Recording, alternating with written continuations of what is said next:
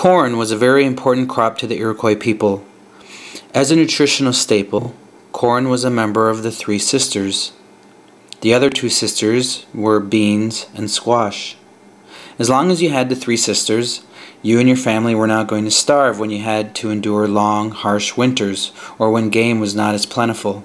It was such a valued commodity before European contact that it was used as a barter currency throughout the Northeast. There are many types of corn, and it is the Iroquois white corn that I'm going to showcase. Iroquois white corn is harvested and allowed to dry. The process allows the corn to be preserved for an extended period of time. Traditionally, white corn was also used to make corn bread, corn pudding, corn syrup, succotash, and corn soup. In present-day Iroquois native life, corn soup is considered a delicacy. Not so much because of its simple ingredients, corn, kidney beans, and salt pork, but it is because of its very complex preparation. The most time-consuming process is removing the unedible hull from each kernel of corn. In order to facilitate in the removal, the corn must be boiled in a mixture of wood ash and water. It is not uncommon to take up to 10 hours to prepare this soup. I was 15 years old when my aunt taught me how to clean corn, and I seem to have found my culinary calling. I was able to quickly master this recipe, and soon I was making soup for my family for special occasions like Thanksgiving, weddings, and graduation parties. I was also able to use this newly found skill to benefit me financially. When times were hard, my mom and I used to make a pot of corn soup, and we would sell it door to door. And believe me, if someone knew you made good corn soup, they would be willing to pay $3 or $4 a quart. It is with honor that I am able to present this corn soup presentation. The process and recipe are the same ones used by my Iroquois ancestors, and I'd like to think that they would be proud that their old ways will not be forgotten. And who knows, maybe this presentation will teach our future generations how to make this delicious, traditional Iroquois corn soup. This is the wood ash. There are people on the reservation that still heat their homes with wood stoves, and rather than discard the ashes, we use the ashes to help with this hull removing process. And if you notice here, you see bits of charred wood and some unburned wood. Now to start off, I used 1.5 quarts of dry corn, and I put that into a pot.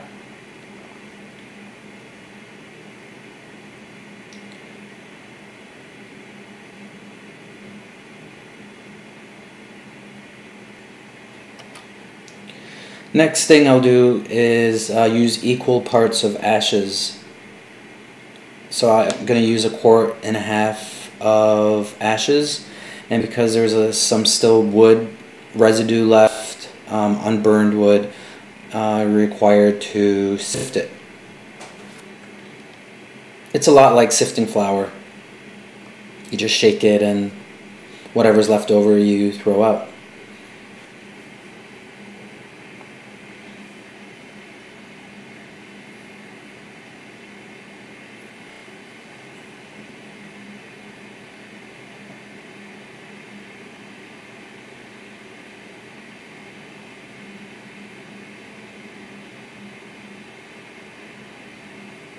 Once you've sifted all the ashes, it's time to put in water.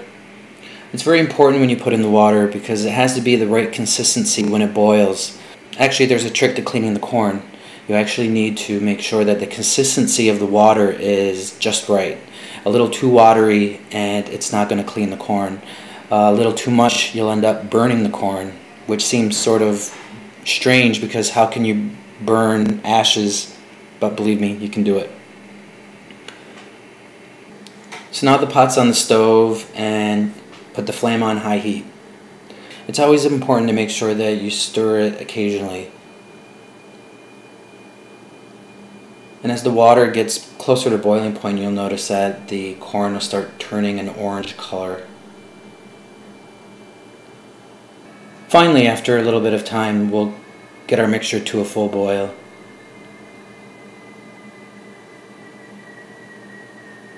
Right now I feel like this is getting a little bit too thick. I can tell because it's scraping on the bottom. So what I do is I'll have a little bit of boiling water boiling on the side and pour a little in. Make sure it's boiling. If you put in cold water, it's just going to have to reheat. It's going to extend the amount of time that you actually have to let it boil.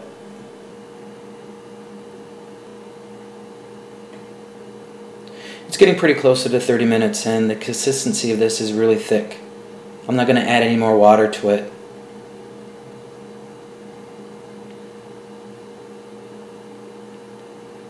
Now we're ready to take it off the stove and strain out all the ashes.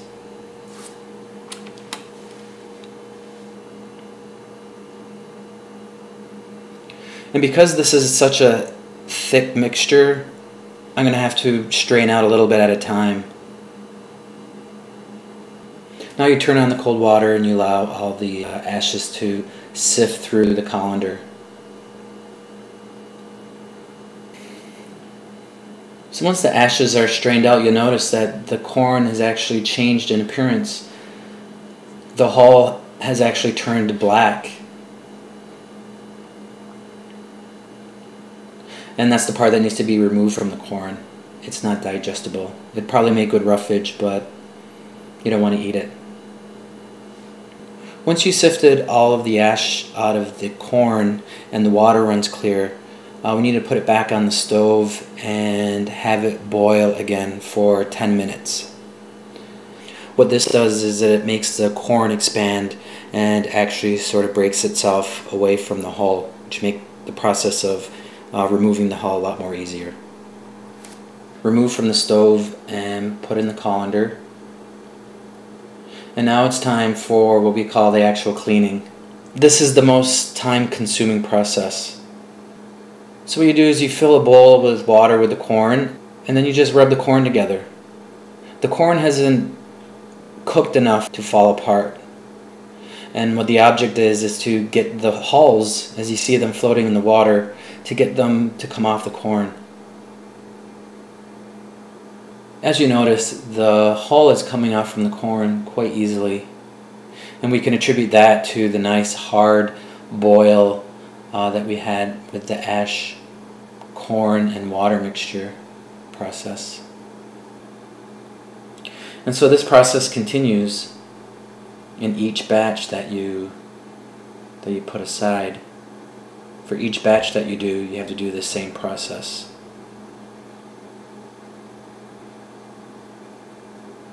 And believe me, your shoulders get tired from being hunched over. When my grandmother was a little girl, what they used to use was baskets. And when they would go to the river and clean the corn, the hulls would actually fall through the slats of the basket. So that made things a lot easier. Because of the way that I'm doing it right now, you have to fill it with water and then you have to keep pouring it out from the top. So chances are I've touched every single kernel that's in the soup.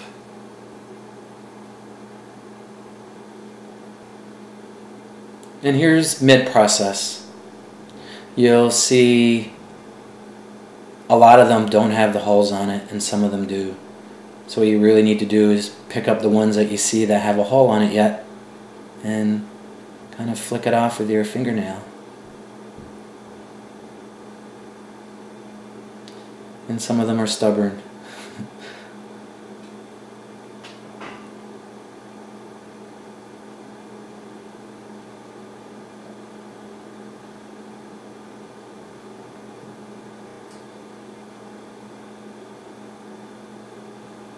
So then you go back and you do the same process over again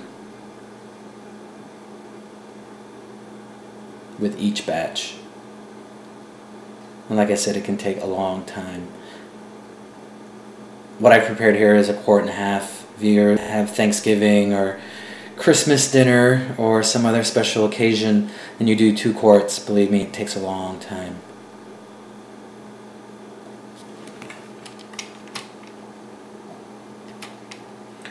And finally, after hours and hours and hours of cleaning, you get your final reward, and this is what it looks like when it's clean. It's not going to be 100% hull free, and here's a side-by-side comparison of the corn in its beginning and ending stages. On the left is our corn as it was when we began, and on the right is the corn after we finish cleaning.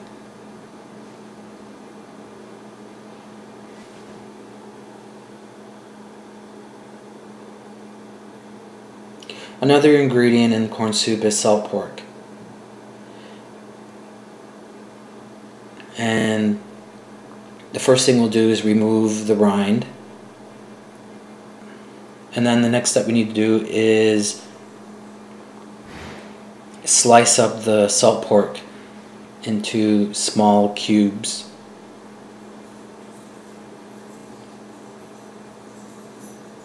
And the salt pork gives it a nice flavor, a nice pig flavor.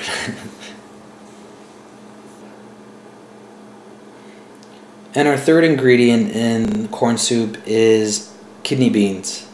And I'm cheating here. You're supposed to use dried kidney beans. The night before you prepare your soup, you place the beans in water and you allow them to soak.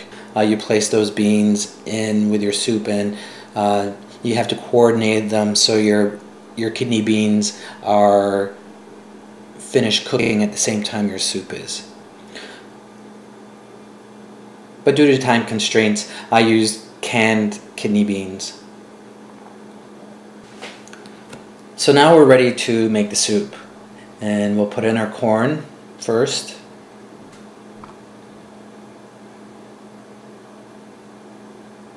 All our hard work cleaning off all those hulls feels good.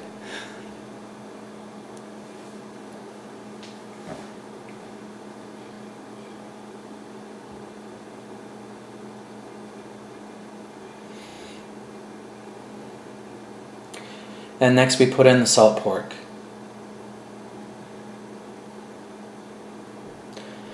And then I put in the kidney bean water, the kidney bean juice. I say that's my secret ingredient. It kind of gives it its nice color,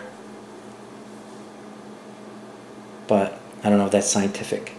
And then you add water, and this is going to need to boil for 3 or 4 hours. And as you notice here, I'm using bottled water. I don't want anybody to think I'm using New York City tap water.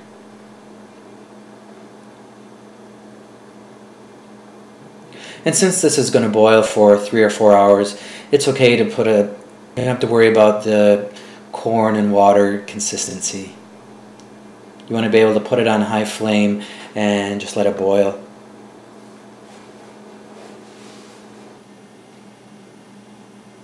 After your soup has been boiling for 2.5 hours to 3.5 hours, you can check the corn, and when it's done, all you do is add your kidney beans. And like I said, I cheated. I used canned kidney beans.